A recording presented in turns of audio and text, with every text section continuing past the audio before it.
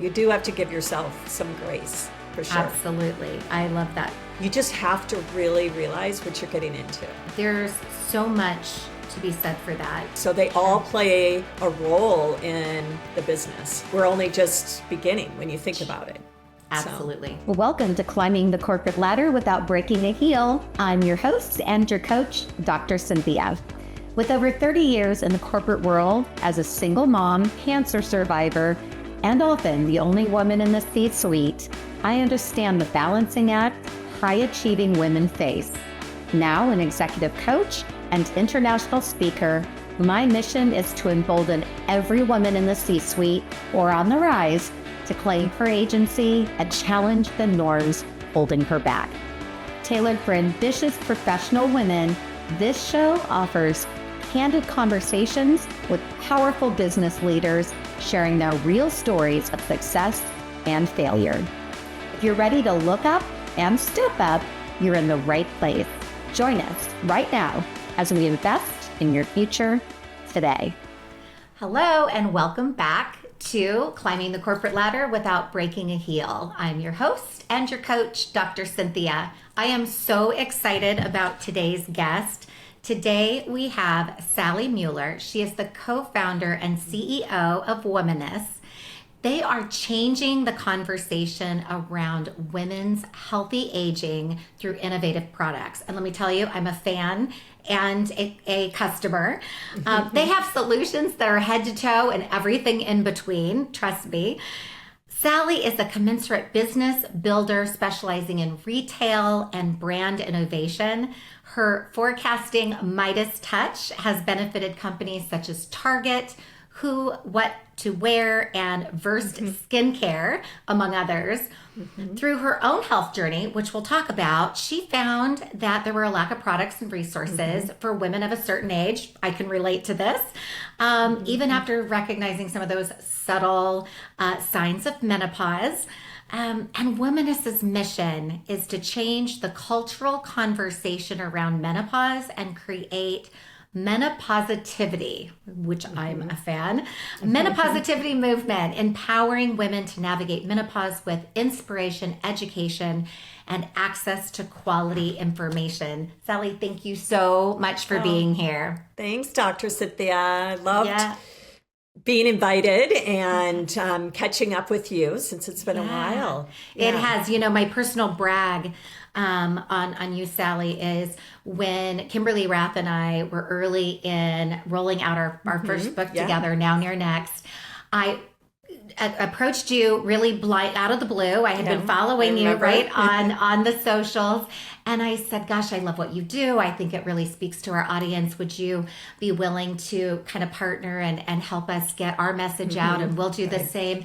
And you were so gracious. I mean, here you are on all of these massive television stations and traveling around the world promoting Womaness, and you took a chance on, me as a brand new entrepreneur, first-time author. So, so much gratitude and such an example of women shining a light, for other women. I think it's so important, and that's what keeps me going is, every woman has a story, and it's our job and kind of the Womaness platform to, like you said, shine a spotlight on all these stories. Help each other. Yeah, well, exactly. I think the person listening is probably really excited to hear and interested in knowing what inspired Womaness in the first place. How did you come to develop that concept? Yeah, well, it's a great story. Michelle, my co-founder, and I both had amazing careers. We never worked in the same company together, but we met each other when she was an executive at Time Inc., which she was building the Real Simple brand in a whole line of product. I was an executive at Target, and she was figuring out how to pitch Target. So I was coaching her, giving her all this advice. We had a mutual friend that introduced us. And then we stayed friends. So again, we both had tremendous careers working in women's lifestyle, brand creation, whether it was fashion for me or beauty. For her, it was a lot of home and different categories. So we both had, extensive experience in all that discipline around, product development, sourcing, supply chain, marketing, what it takes to be successful. So that's the business piece of it. But the personal side, about it's probably more like 7 or 8 years ago, I was in the throes of menopause. I knew I was in menopause. I had survived perimenopause. Yes. I knew enough that, once you have 12 consecutive months without a period, you're in full-blown menopause. Yes, they love to tell you that. Yes. And I just wasn't feeling that great.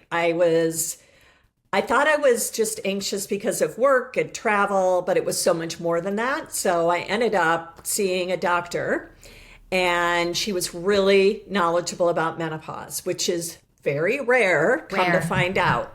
Right. And she was great at explaining, the benefits of hormone therapy. And at the end of the appointment, I'll never forget, she handed me this brochure with all these products I could buy on Amazon. And I went home that night. My husband said, "Are you going to listen to her, or are you going to ignore her like you ignore so many other doctors?" I said, "I am never using any of these products. In fact, I am going to disrupt this whole category," is what I said to him that night. I know, I'll never forget.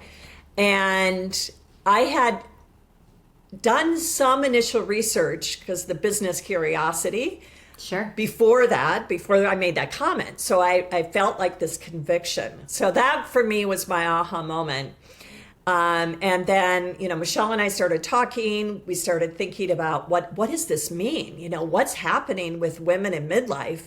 Yes. And I mean, if you look back, so much has changed in the last 7, 8 years. Right. We launched 4.5 years ago. So it took us almost 2 years to develop the brand, all the products, go through testing, everything. But the real conviction for it was our own personal journeys. And for me, it was the health journey. For Michelle, it was like women lack inspiration. No one is marketing to us. No one is, delivering innovative products. Everything was going to millennials and Gen Z. And they still get their fair share of it, but it's starting to change. Yeah. So it was like there's the lack of product innovation, there's the lack of inspiration, and there's also this huge lack of education. Like, we're all smart women, yet we don't know what's happening in our bodies. We don't understand that much about perimenopause and menopause. So that was the inspiration behind it. It's funny, listening to you reminds me, I remember the day I was driving. I had a commute at the time. I was driving into the office, and I had a conference call, and there were supposed to be 5 people on it. And one person was really critical to the conference call, and that individual wasn't on. And I remember being just so irritated and beside myself, right? Like, this entire conversation is supposed to have this person on. Right. And so I get off the phone and I'm all wound up about it. And I thought, why am I so, spinning about this thing? And it occurred to me in that moment, I've been doing this a lot, like this emotional, prickly, all the things. So I called my doctor's office that morning and I said, I need to know what's wrong with me. I want to bite everybody's head off. I want to cry at everything, right? I'm crying at the Target commercial.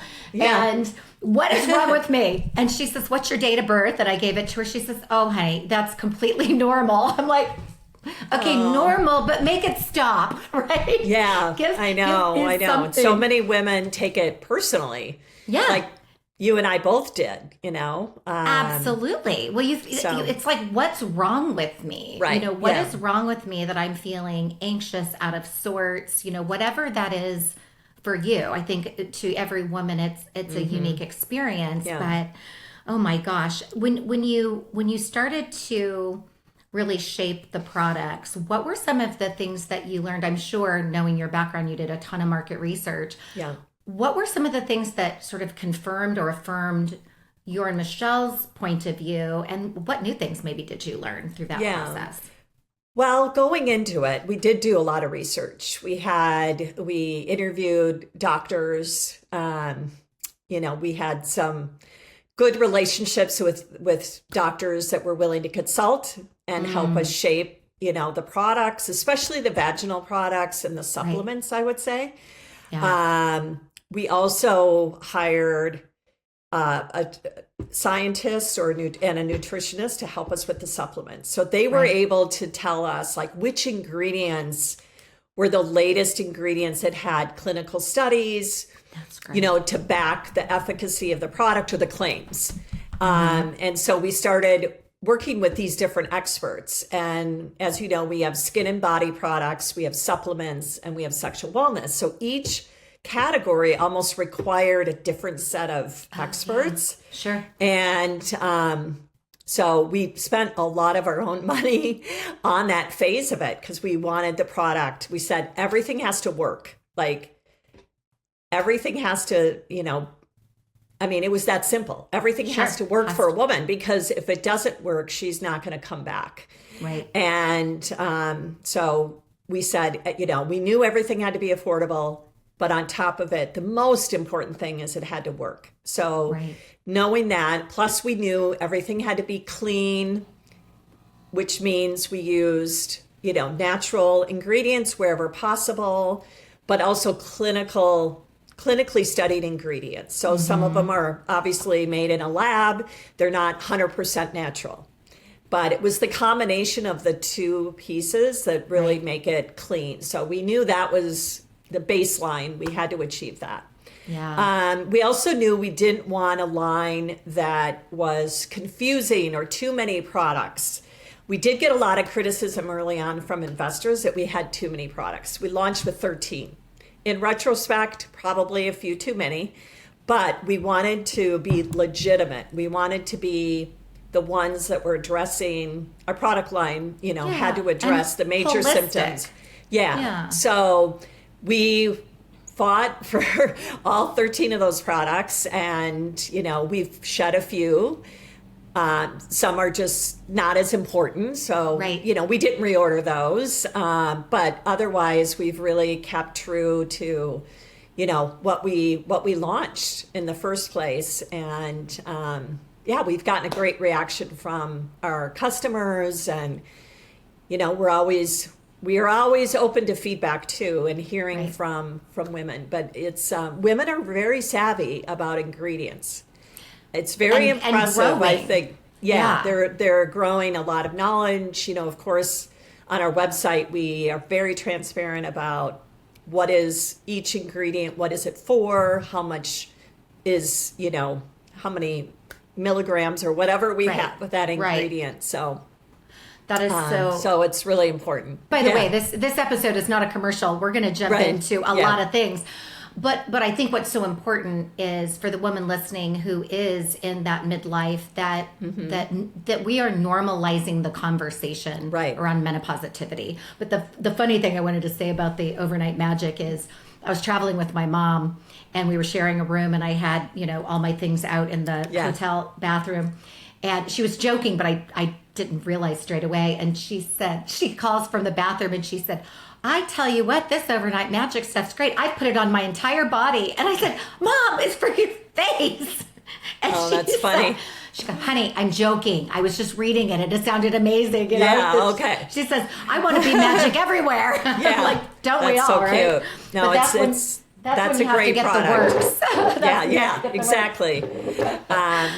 It's been really rewarding to, hear feedback from women about the products. And I think what also just resonates with women is the amount of educational information and, highlighting people like you and your story. So it all is part of the package.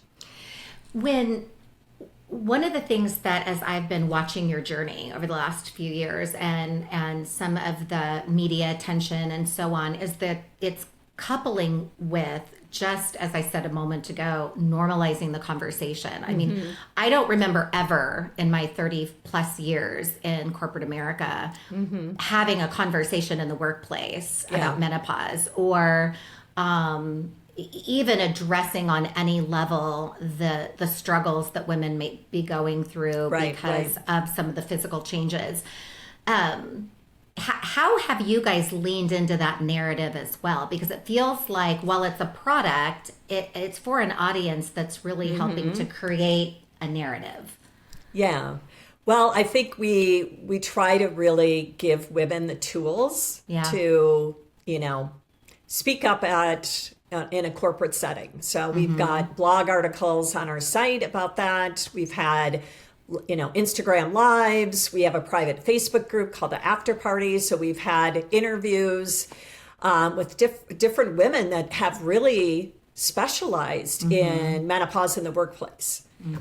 So that's been one way, but I think it's even bigger picture than that. It's like we all need to be much more educated and aware, and it's not just the women that are going through it, it's their significant others, it's the whole society. So I think what we're doing is not just educating women, but bringing light to this whole time in a woman's life. And I think I've personally spoken at quite a few corporations, usually to the women's, a lot of the big companies have like a women's group.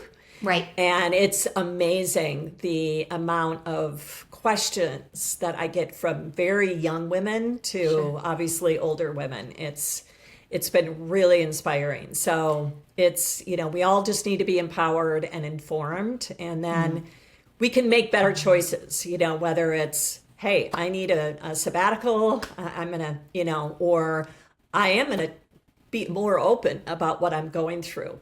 Right. And, a lot of, I think, women need that support because they're worried about any sort of ramifications in the workplace. So or attention drawn to yourself when you're having that massive hot flash, right? In the middle of a board meeting and you want to rip your clothes off.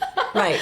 But I think so many of us are such valuable employees. When you get to this stage of life, you have more wisdom, confidence, leadership skills, right? So you're much more established and you're bringing a lot of value to a company. So I just hope, and I think it's happening, that companies are valuing this age of the workforce as well. Yeah. I do too, especially as more and more women are entering the workforce. Yeah. More and more women are graduating with advanced degrees, outpacing men. Right. I mean, this is not a phenomenon that's going to go away. And, it strikes me, I don't know about you, but, and my mom's very open. We have, very open dialogue, but she had a hysterectomy very, very young because of health issues. We never talked about menopause. There was never anything. I had no idea what it was or what to expect other than you'd hear people talk about hot flashes. That's literally all I knew. So even the education you all are providing, I think is so important, and that we begin to talk about future generations of, again, normalizing that conversation. Yes. Right. Yeah. Very common that, I don't know how old your mom is. Mine is 87, and she always says, I never went through menopause.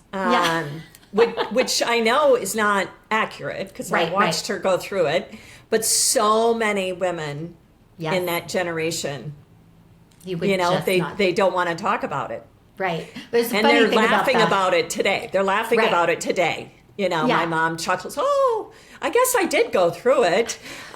So it's just, we're the survivors that have, we're the ones, and the younger generation that, are going to make it so much more acceptable for everyone behind us. So absolutely. So to the women listening that has not experienced this yet, we're creating a conversation. For those that are going through it, feel validated. Right. One of the things, pivoting a bit, one of the things that I really related to in terms of your story is you started this company later in life, right? Yeah. In your 50s, not to date either of us, but it's so interesting to me because so many women, myself included, I'm just getting started, right? I started my company 2 years ago, and I feel like, there's no end in sight for me. I am just getting going. And yet every now and then that little devil on the shoulder says, is anybody going to hire you for a keynote? You're in your mid and now upper 50s. Talk about starting a company later in life and what that's meant to you and how that's been kind of part of your journey. Yeah. Well, I do have to kind of pinch myself because, let's see, I was 57 when we launched Womanist, so I'm 61. Great product. In my 50s, thank you. In my 50s, you have to, what I have realized is you just have to really realize what you're getting into, in terms of like the energy level that this requires, and it's, as you know, when you own your own business, it's 24/7. We have investors that we have to answer to, I wish I could just focus on answering to the customer, but you have to answer to retailers and investors, and the emails are coming in at all hours of the day. So it just does take a lot of energy. So what I have realized is I also can't just work like, a workhorse. Like I have to have activity almost every day that gets me out, and I have to start doing more physical activity. So that's been my latest kind of goal, is to make sure that I'm doing something every day to exercise and stay healthy, because this requires so much energy. And then at the same time, I sleep better because I've had some physical activity and I've gotten away from the stress for a minute. Right. So you have to know yourself. That's what I always say to women. If they're thinking about starting something, and that doesn't mean it has to be like a big, venture capital backed product line. It can be anything, right? You're going to start a consulting business. You're going to open a retail store. You're going to have a service. You're offering a whole new service. You just have to realize where you're at in your life, and do you have the patience, the tenacity, the wherewithal, right, to do what you need to do to fulfill your end goal. That's and so I've had some women say, I'm just not ready for that, or I want way more balance in my life, and that's fine. Absolutely. There's still a opportunity for them. But you just have to know yourself. And I think most women at this stage do know themselves. But I will say it's a lot harder than I thought it would be, in terms of just the amount of macro challenges that are all, we're all going through so many challenges, economic, socio, all of these things. So they all play a role in the business. So it's hard. Yeah, it's hard. No, I think it's an important point. So, I think a couple things I want to just highlight about what you said. First of all, I do think it's so important that how, when you determine, and from our book, Now and Your Next, one of the big things that I preach is start working on your future today. Right. And so if you want at some point in your encore career, right? I've retirement in your encore career. If you want to do have your own business, start thinking about what that is today. Start working on the baby steps of what do you need to know, what do you need to learn, right? All the things that you can do right now while you're doing your day job with excellence. But I think how big or small, right? So comparing and contrasting what you've done versus what I've done, I'm self-funded. It's a 1 or 2 person staff. And I can scale or not based on how big I want to grow this or not. Very different than going into the retail space and going into a product space, et cetera, where with all the demand and the massive demand that you have. So I do think knowing yourself is so important, which you said. And I also then think and I didn't think about this at first because I didn't know if I wanted to grow this to having 5 people or 30 people, or if I'm going to scale this to where other people are licensing what I'm doing, right? Yeah. And I started to get people, strategists, asking me those questions. I'm like, I don't know. Right now, I'm just doing it myself. The other thing is, I think, give yourself grace, because I admitted recently on LinkedIn, it was one of my most It was one of my most popular posts, believe it or not. Okay. I admitted that I nap occasionally. Oh, nice. And I've always been anti-napping. Yeah. Because I've always been somebody with a lot of energy, but I'm a very early riser. And so, when I start my day at 5 a.m., Right. sometimes about 3 o'clock, Yeah. I have hit a you wall. need a break. I just hit a wall. And I work from home. I go lay down for 30 minutes. I set an alarm. I get back up and I'm good to go. And it's like, Wow. I would have never, ever have done that in my 30s and 40s when I thought, that was lazy and all the bad things. I know. It's like, you know what? My clients don't know I'm off the clock for 30 minutes. They don't miss a beat. Right. Exactly. Yeah. You can't feel guilty about those things, Right. Whether it's getting away for a Pilates class in the middle of the day or taking a nap, because my theory is you're still on, at the hours when maybe everyone else is off. So it all kind of comes out in the wash. Yeah, and I think that's an important point when you think about when you start your own business. To your point, I had a friend, former neighbor, who would say, "Why can't you ever go on a walk with me? Why can't you do this? You're retired." And I'm like, I'm not retired. I own my own business. Right. That's a very different thing. Like I work all the time. Right. Weekends, what you work when you can get the time. Yeah. in. Yeah. And when you have the energy, that's the other thing. Sometimes by Friday afternoon, I'm just spent and I'd rather work on Saturday morning, after I'm refreshed. So you just have to, you do have to give yourself some grace for sure. Absolutely. I love that. What guidance, in addition, for somebody that wanted to start their own business, anything that we haven't talked about that would be good guidance for that person that says either they're thinking about it right now, or the listener who's saying, I know that I have about 2 years of this corporate life left, and then I really want to go do something on my own. What would you share with that? Yes, that's a great question. My number one advice, and part of my success has been building a network of people, all different backgrounds, ages, that you can tap into for advice. Whether it's, I need financial advice or marketing advice or, all these different aspects of the business. Mm-hmm. And that's really helped Michelle and I, because we both had pretty extensive backgrounds. I mean, I'll never forget when LinkedIn first launched and I started linking in. I was at Target as an executive. So all my friends that were on LinkedIn were coworkers.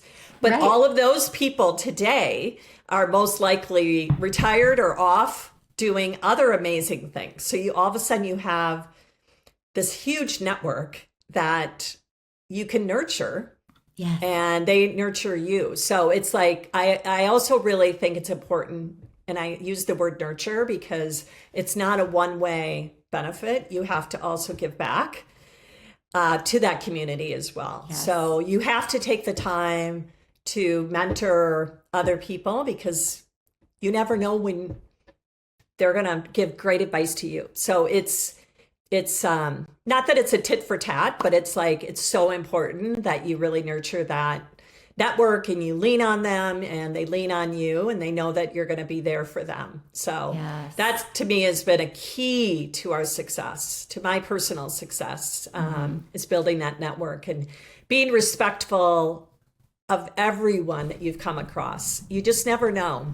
I always had that philosophy when I was at Target, like you never know someone that maybe is, a coordinator or, an admin, all of a sudden they're going to be in very, top roles at some point. Absolutely. And or they know someone. Yeah. Yes. And you always want them to have a good impression of you. So it's just so important to respect everyone and build that network so that you just know who, when we have a need, like, oh, we need someone to help us on social media, or maybe someone who knows influencer, or it's product development in a specific It's like, oh, Right. well, we can call so-and-so and they might know someone. So that's such an important thing. So start building your network. If you've already started building your network, just keep building it and nurture that network. Yeah, there's so much to be said for that. And I will say this, admittedly, what saved me or helped promote my business when I started were long relationships that had been built over a lot of time that I did not even realize. So the downside of where I feel like I wish I had done differently is I got very insular in the organizations that I worked in, right? So my network was within that company. Yes, that happens a lot. Yeah. And we find that women, because we're busy either raising children, taking care of a significant other, pouring into our community, our church, whatever, we find somebody to pour into, right? Right, yeah. And then balancing work on top of it. It's the last thing a lot of women want to do is go to the happy hour or go to the lunch or go to the extra coffee or what have you. And so I was guilty of that, of being very insular. But here's what I didn't realize, and it gets back to your point about respect. When I launched my own business, I either reached out directly or had people reach out to me from 25 years ago, from when I was at Oakwood Worldwide or the Coal Company or the Cheesecake Factory restaurants or Ameristar, and say, hey, I see you're doing something, you know, and I'm like, oh my goodness, I haven't heard from you in 20 years. Right, but right. they remembered me, and I remembered them. Our relationship, those connections of those early, all throughout my career, those relationships that were built were people that wanted to see good things for me. And then of course, you know, your point about make it reciprocal. How can I help you? How can I give back? Yeah. That is so critical. And so, you know, I would add to your advice, expanding upon that, is make sure your network is beyond your organization and beyond even your industry, right? Yeah, so absolutely. It's so important. Right. You're a better employee. You know, you're a better employee inside a corporation when you have a network that's much more well-rounded.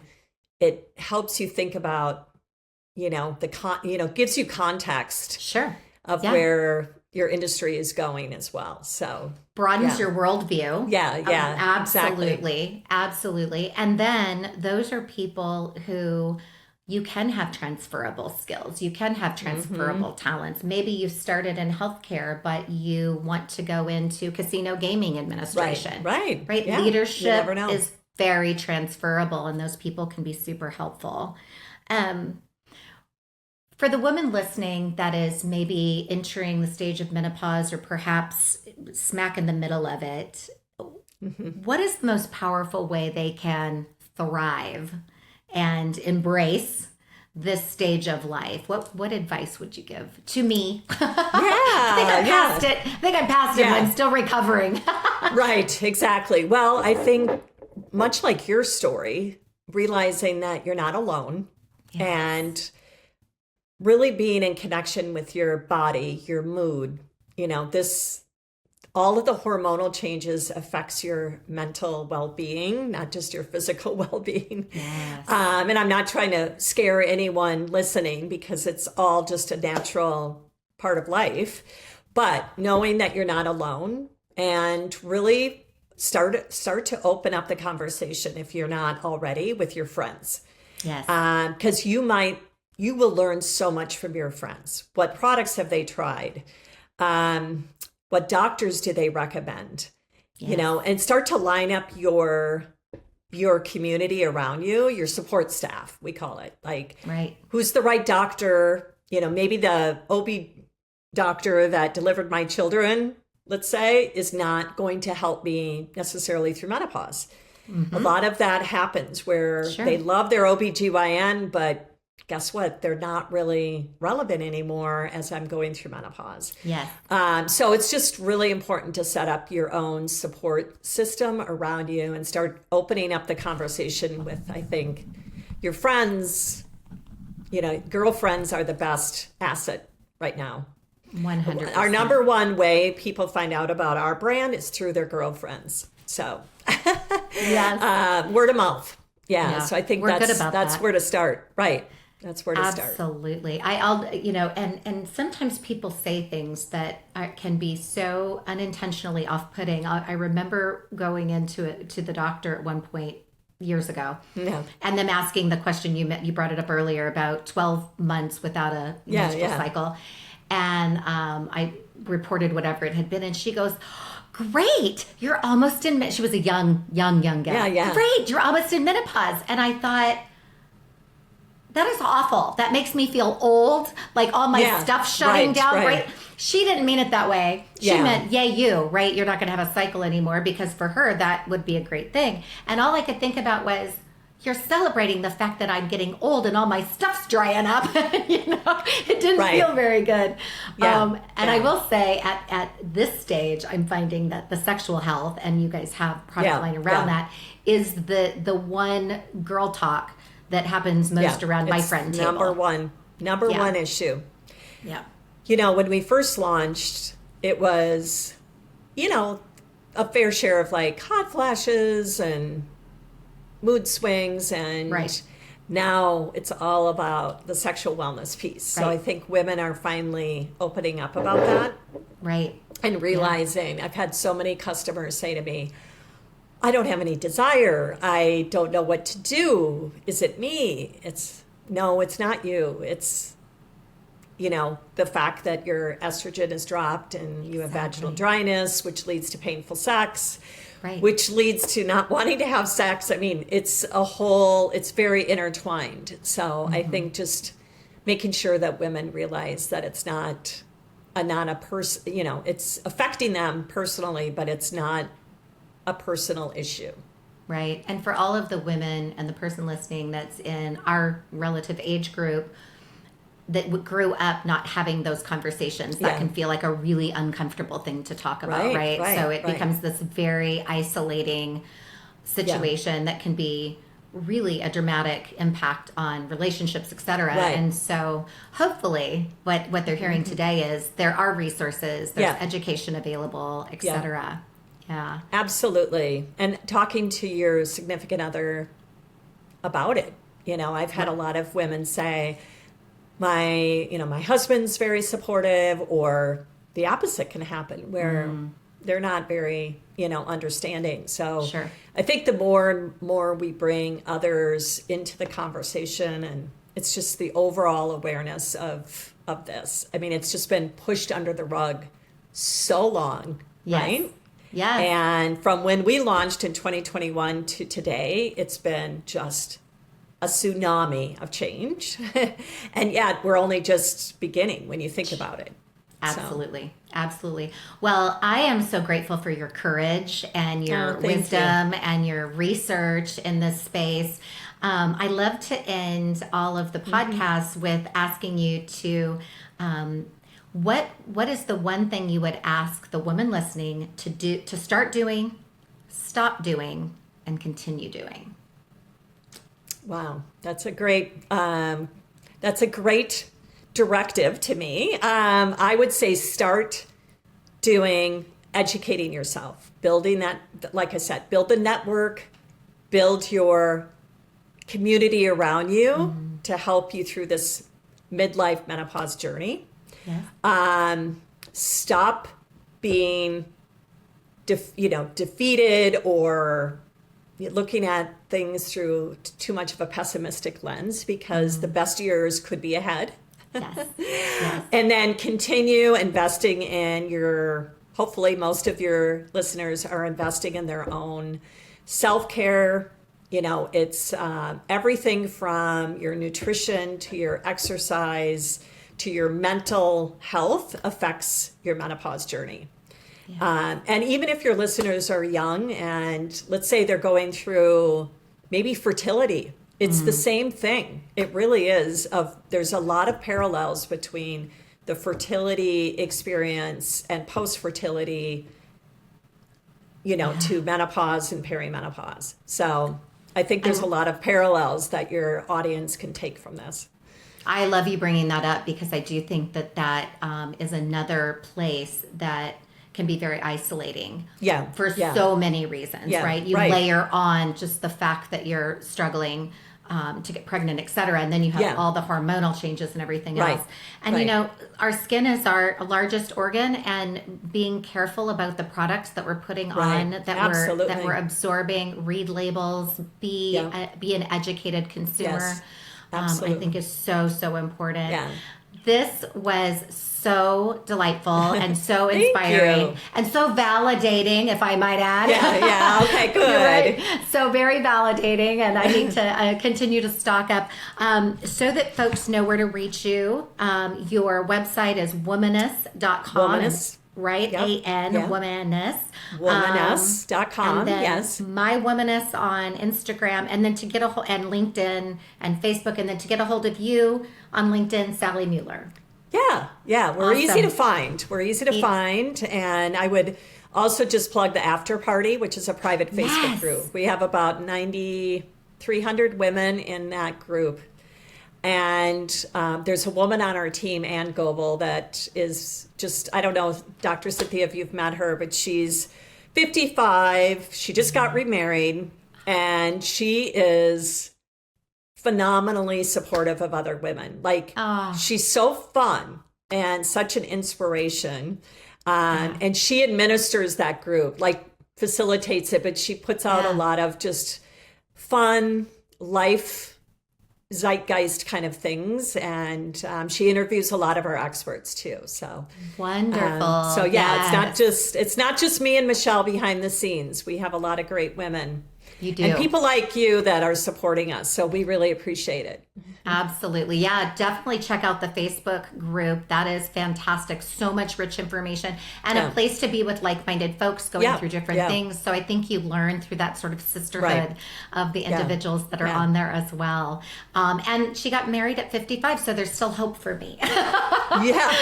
She's good for her. Didn't think she was going to do that, and she threw this great wedding this summer, and she wore a white dress Friday for the rehearsal dinner, a wedding dress with a veil. I mean, you can see it all on. You can see it all on her TikTok and Instagram, and a lot of womanist she's just fun.